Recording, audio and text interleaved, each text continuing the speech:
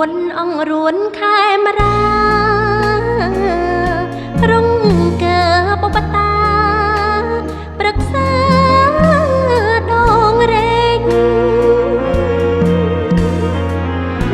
ទុំទាំងប្រហៀមសង្គ្រាមហែកមេឃ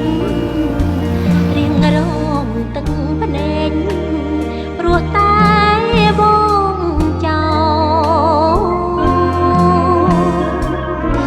ថាមួនតូចធំនឹងតាក្របីប្រាសាទខ្មែរល្បីដល់យូរលងមកលេះមិនចេះអងតាមព្រំឆោឡោជាតិកម្ពុជា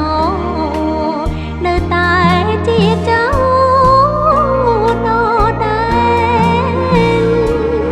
ព្រមព្រៀងចរចាស្រស់ស្រួល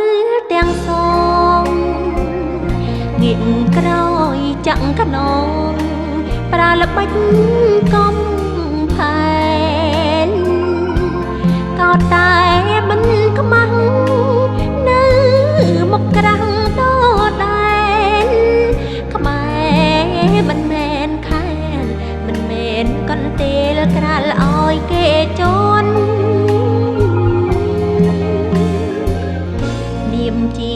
ភរិយាយោធាតបខ្មែរឆាន់ទាំងមិនប្រែឲ្យគេបំភួនសូក្ស័យរួមភ្នោនឹងប្តី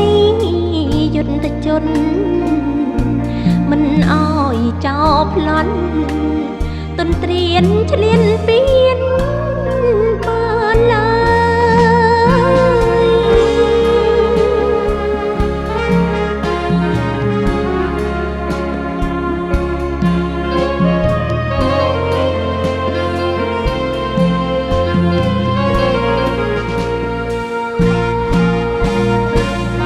ព្រមព្រៀងចរចាស្រស់ស្រួលទាំងសងងាកក្រោយចាក់ខ្នងប្រាល្បិចកំផែនក៏តែមិនខ្មាំងនៅមកក្រាំងដដែលខ្មែរមិនមែនខែលមិនមែនកន្ទេលក្រាលឲ្យគេជន់នាមជាភរិយាយោធាតបខ្មែរឆាន់ទាំងមិនប្រែឲ្យគេបំភួនសូក្ស័យរួមភ្នោនឹងប្តីយុទ្ធជនមិនអោយចោលប្លន់ទន្ទ្រានឆ្លៀ